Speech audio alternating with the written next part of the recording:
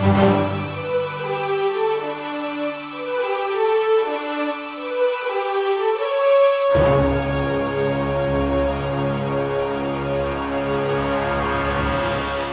everybody, it's Doug here, Doug Mystic Guy on Board Game Geek, bringing you a new playthrough of, this time, 12 Realms Ancestors Legacy, which I just got my Kickstarter pack on and am ready to do some cool stuff with this game. This game is so beautiful and neat, it's just interesting. And I've done ones on 12 Realms before, but this expansion, Ancestors Legacy, adds quite a bit. So let's take a look at that and see what we're going to do. Now, I'm going to do a scenario, and I'll explain. They're actually called something else. I'll explain how that goes and explain to you what we're going to do. And we're going to finish setup in this. We're going to get to the setup and read you what's going to happen in the storyline, and then we're going to start our next actual turn in the next video. So before I get started, I just want to do a couple of shameless type plug things. And first off, let you know that one of my RPGs that I co-authored was published by Rogue Genius Games. You can find that on RPG Now, I suppose.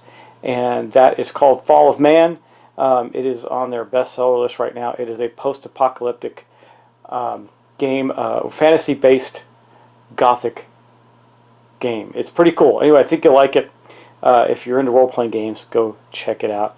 Additionally, I was at a convention this past week. I was at Board Game Bash, had a great time, got to meet a whole bunch of people, and had a special treat with me, which is the game produced by one of my partners, Ken Shannon, of Samurai Sheepdog, that is going to be published and kickstarted very soon. I'm probably going to have that on the table here as we get closer so you can see what that looks like. It is a really cool, quick filler game that is a dungeon crawl. You think, what's unique about that? Well, there's a lot of cool things about it. I'll talk about that on another time. So, 12 Realms is a game designed by, and I'm going to botch the heck out of the names, Ignacio Caro, Alexander Gripolis, Theo Soretis, this is George Memoris, and Michael Andresakis, who I've talked to before. He's part of Mage Company. Mage Company's awesome. They do some really cool stuff. This is one of these cool games that I just absolutely enjoy. Okay, all that done, let's talk about our characters first off. And I'm using all characters from the Ancestors Legacy expansion. I'm going to have 3 of them, and you're going to say, why 3, Doug? Why 3 realms? Well, I'll get to that too. So the first one we have is King Arthur. And yes, he looks like, I think he's a badger or something like that, which is one of the neat things about this game. All the characters are very whimsical and fantasy-like, but more like fairy tale-ish. He does have a unique ability. You can see there it says -1 swiftness to get a blue crown. The blue crowns are wild cards, and that's his special ability. That's important because we need, I guess we need gold. I'll explain this when I read the scenario to you of what we're going to be doing. And then next up, but certainly not least, we have Nefertiti. Nefertiti is, of course, hot, right, I guess. Anyway, she also has a special ability. I think I have to go read that, but I believe she's allowed to swap her. Well, let me read it to you. That'll work out just perfectly. Nefertiti, refresh all your red tokens once per game. So it's a once per game thing. And once she uses that ability, she'll be unable to use it again. And then last but not least, we have Akhenaten. You know, so it's funny that King Arthur's running around with a couple of Egyptian figureheads.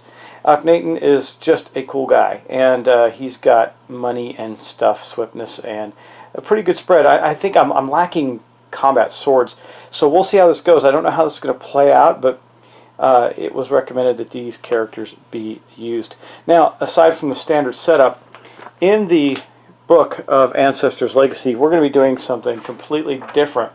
There are, how this works is there are, I'm going to find the page so I can get it to you. There are special plots, and we are going to play one that's called, when I was right there and I closed the book so I could talk to you guys, it's called The Forgotten Lamp, and I'm going to show you what that looks like. Woo, The Forgotten Lamp. Okay, you notice it says for 3 players, and we have 3 realms. Now, there could be a potential for a 4th realm to come out. Well, actually, it will come out, I believe. But let's read this. Now, this is, again, going to be in addition to the setup. So, it says, 10,000 years ago, a powerful being arrived in the realm. Its name was Jin. and its powers were stranger than everything that had come before it. Even the Whisperer, the greatest and wisest of all beings, couldn't compare to the power of Jinn. Legend has it that the realms were molded by the Jinn, each one inspired by creatures' dreams. It is also said that the Jinn traveled by flying carpets that flew all over the realms looking for their masters, eager to serve him. But the Jinn left the realms one morning, almost as suddenly as they had arrived. Its return was prophesied and was awaited by the Jinnites, who believed that when it arrived again, it would surely take them away, or take them with to a magical and wonderful land. Okay, sorry. Now the magic carpets have been spotted in the sky again, and the Jinnites insist that this means that the Jinn will arrive soon. The Dark Lords have converged at the Black Fortress and are plotting the capture of the Jinn and make it do their bidding, forcing it to destroy what was once lovingly built. What it once lovingly built. It was their leader, Marid, that first addressed the others. "My brothers," he said, as he moved toward the center of the dimly lit room, "it's true that we have had our differences in the past." These are the Dark Lords, of course, talking. He continued with his stare fixed on Ifrit. "We have been trying to carry out our nefarious schemes, and ended up fighting with each other," he carried on, his voice accompanied by the sound of the night outside. "But where we once failed, now we will succeed instead of struggling to capture a scrap of land. Barking at each other for doing the same, we will stand together and use our collective power to subjugate the mystical being. Yeah, and have it do our bidding." Marid waved his wand in the air, creating colors out of thin air. A crude image of the Jinn, as drawn by the Jinnites, appeared before them. Although no one has ever actually seen it, Marid stepped back and then turned toward the others, as the drawing of the Jinn faded away. He waved his wand once again, and a circle formed on the floor with the intricate symbols enclosed in it. "Now, brothers, let's begin our ritual." The Dark Lords rose from their seats, and everyone stood on one of the symbols. They started chanting, and a black cloud began forming inside the circle, expanding and convulsing, slowly engulfing them until the room was pitch black. Boom, boom, boom, boom. That's our plot. Okay, now, the setup for this plot. It says here, for this plot, you will need the bonus town cards, which I have already put into play, and the buildings. You also need the lamp tokens, magic carpets, traps, and talent tokens. Got those? The traps and talents in this plot are called plot tokens, and they all have the same backside. A black die with a question mark on it, and I'll show you what those look like on the back. I'm not going to show you what they look on the front because they're going to be a secret, but that's one of those tiles.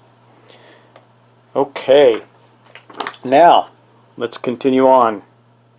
Alright, it says you play this plot with 3 active realms, so 3 players are required. Choose heroes with a variety of talents among themselves. At least one hero must have 2 gold talents, which is interesting because none of the heroes in the base games appear to have specifically 2 gold talents. I think they meant between them, I'm not sure. Example would be Siegfried, or at least 2 heroes must each have 1 gold talent. So I have that covered that way. Examples are Merlin and Snow White. The master heroes available in this plot are Arthur and Siegfried. One player must choose a master hero. Note that I chose King Arthur. You can only use 1 master hero in this plot, which I've done. Remove the 2 bonus town cards that destroy the Black Fortress, since the Black Fortresses are useless here. The Golden Caliphate. Now you can see that we also have that in play. Must be one of the active realms. There it is at the top of the view there. That is the Golden Caliphate. Okay. The Golden Caliphate cannot have any buildings. Place 1 building in each other active realm. One of the buildings must be the bazaar, but the other is your choice. Well, here we go. So up here you can see, and I'll put a picture up on the screen, that's the bazaar. It is there up in the realm, and I randomly placed it. It is up in the other realm with the pyramids. Can't remember what all the realms are called. I have to look them up. I suppose I could do that and tell you. It doesn't say exactly. I have to look them up. Okay, regardless, that's what they are. Those are the realm cards. Now, and down here we have the inn and I've placed that randomly on this board. So, as it said, there is no placement of a building on the golden Caliphite tile. So it says, remove the artifact cards and tokens from each active realm. Well, I've done that. I've already created the realm deck. It is right here. And so you can see that some of these plots have an additional setup. It says winning conditions, and it basically shows you what tokens to remove. So it's telling me to remove these, which I've already done. It says winning conditions. Winning conditions for this plot is for one hero to find 2 parts of the Forgotten Lamp before the invasion markers reaches 20 in any of the active realms. Otherwise, all players lose the game. Those are the markers we are seeking. It's from these gray-backed ones. We need the lampstand and the lamp, and that would be the lamp. Okay, this continues on. There's actually more to discuss. Okay, so it says, the game is played with normal rules. However, when the invasion marker of at least one realm reaches 7, choose one Dark Lord and place him on the board. One of the markers, once the marker reaches 16, place the second Dark Lord will come into play. We have to get rid of them quickly. At the beginning of the game, place 2 carpets per realm, rolling an area die for each one to determine its location. In addition, place 3 random plot tokens face down in each active realm, rolling the area die for each location. So we're going to do that now. So first we're going to do the magic carpets. So this is the realm randomizer die. We're going to place 2 magic carpets in each realm. So we'll start with the golden Caliphite. So we're going to place one in the 5 spot, which I believe is right here, right next to it. And these are the magic carpet tokens. Now what do? They allow you to do a lot of extra movement in the game. So it's going to be right there. We're going to place another one in this realm. Okay, we're going to place it on the 6 spot. Okay, so that is going to be probably where? Right here. So there's 2 magic carpets right next to each other there. Let's do this one. I think this is our I don't remember the name of the land. I can't remember them all. I have to go look them up. But anyway, we're going to roll 2, and I will look them up so I can tell you what they are. We're going to place some random ones here. So this is going in the 1 spot right here down the middle. And what else? The 3 spot, which is going to be here with the inn. So there's a magic carpet floating around the inn. And then in our final realm here with the bazaar and the Great Pyramids, we're going to roll 2 more. So a 5. Okay, we got a 5. So there's going to be a magic carpet there. And then a 6 again, so the magic carpet is going to be here. Okay, that is the placement of our magic carpets. Now, we also need to place the 3 random tokens random quest tokens into the area. So let's do that now. We'll start with the one that we're in. So we'll roll first. We roll a 1. So taking one of the random plot tokens, that is these, and I'm going to place it in the 1 spot. And that is going to be right there. Okay. Keep them off the numbers so I can see what they are. Then on the 5 spot, so that is going to be, I think, where we already have something. Yes, right here with the carpet. And then again, we got one more. We're going to go on the 6 spot. So with the other carpet here. Okay, let's move back over to our other 2 realms. Okay, got to grab the die. Let's start with the golden Caliphite, or Caliphate rather. We're going to go on the 4 space. That's right here. Woohoo! And then we're going to go on the 3 space. Up here, and then we got one more. We're going to go on the 6 space. Boom. Now let's go back down to this realm here. It doesn't say whether or not you can have these tokens stack on each other. I'm going to assume that you can't right now, just so I'm going to make sure they all end up in different places, just in case one ends rolling up the same. I'm going to make a judgment call on that. If somebody knows the answer, you can let me know. Put 1 token right there. Got one for the 5 spot, which will be over here in the corner, and one more is the 3 spot up here with the inn and a flying carpet. Okay, that is that part of the setup. So there we have it with setup. Now the next thing we're going to do, we go to start our basic turn, which we'd start with our invasion turn, and that's when we're going to populate the board with various creatures that we're going to have to fight off and defeat. Now, one of the interesting things about this in this game, there is no dying of the heroes. The heroes can't be defeated. You exploit talents to defeat the enemies on the board, but they can't actually hurt you back. They just impact the invasion track. Now, and some of them have special abilities that might be detrimental, but they're not going to kill you. By the way, in addition, what came with the expansion was all new cards for the players. So you can see, got all these new cards I almost was tempted to play Siegfried because he's such a gold-laden fella. Anyway, and we got, so there's Siegfried, Joan of Arc, Sugar Plum Fairy, D'Artagnan, Red Riding Hood, and if you're on the other side, Red Riding Hood wears blue. That's pretty cool. Blue Riding Hood. And then you got Snow White, the Robin Hood, and the Nutcracker. Those are all from the basic game, and I've showed you 3 of the characters. I haven't shown you all the characters from the new expansion. Let me get them out for you. I think it's worth showing you the rest of them because there are quite a few, and they all come with cool miniatures, and I'll show you some of those as well. So you also have Andromeda, Perseus, Merlin, who's an owl. I think that's pretty cool. And then Scheherazade, I can't remember pronounce her name, Ruslan, Sinbad, and then you have this really cool one, which I almost played, but I figured I don't want to show everything in one shot. Let's make it too complicated myself. These characters can be played together. It's Prince Ivan and the Snow Wolf, and so that's kind of interesting too. Again, these are all fairy tale creatures, and just to give you an example, this is so for one of our characters. Here is the fully pre-painted miniature that I got for King Arthur. He's pretty neat. And the miniatures are good. They're not like the best miniatures I've ever seen, but they're good, and they really fit the game. Here is Akhenaten. Pretty cool, right? Let's take a look at him. Some nice detail work on his robes. See down at the bottom the fringe is done, and he's got the color on his headdress. And then we have Nefertiti as well. That's her. She's looking pretty good. What's interesting is Nefertiti on the card. There's they have 2 sides with 2 different colors, so the miniatures don't always necessarily match. I also want to show you a couple of Dark Lords because they're super cool. So here's one of the Egyptian Dark Lords. It's Anubis. He's pretty slick, pretty awesome dude there. And then you have Sobek as well, and this is Sobek. Yeah, pretty neat stuff. And then also, there are some new buildings. I don't know if I'm going to get them out. Maybe I can show you one of them. See how easy. Yeah, here. I'll get out a couple of new buildings. They're still wrapped up, and I'm keeping them in the plastic baggies for now. But let me get out the pyramid, and it is painted, so it is not just a flat gray. It's been painted to be orange.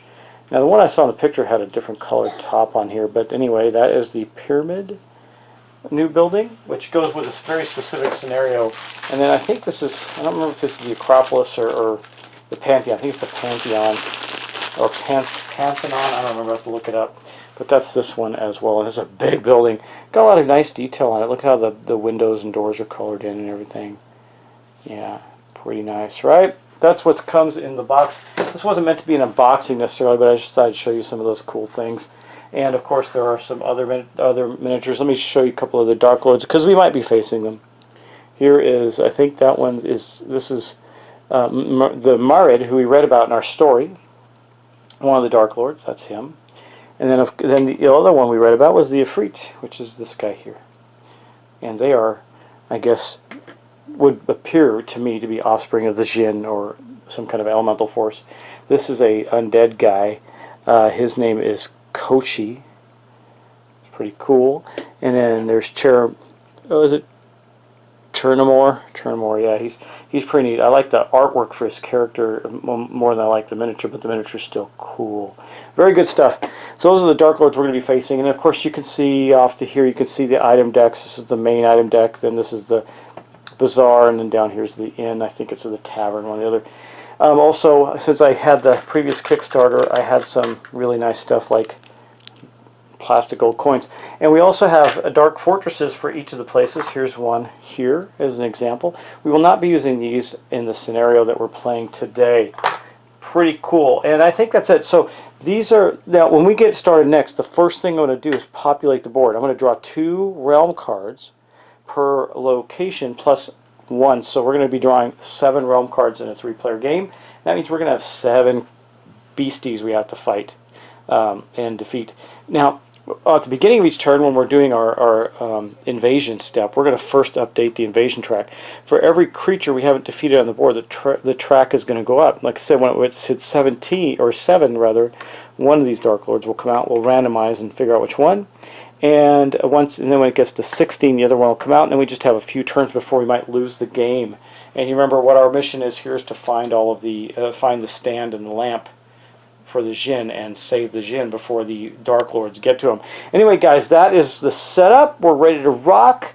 Again, I apologize for my absence in creating some videos, but I was at a convention doing some cool stuff, and also I'm still recovering from my knee surgery, and I'm going to be taking a short family thing this weekend.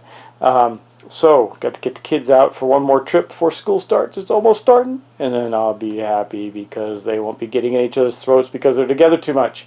Alright, anyway guys, have a wonderful night. I look forward to this playthrough with you. And also, I didn't show you the end. The end's a really nicely done building. Pretty neat. Okay, great guys. Have a good one. I'll talk to you in our first turn episode real soon.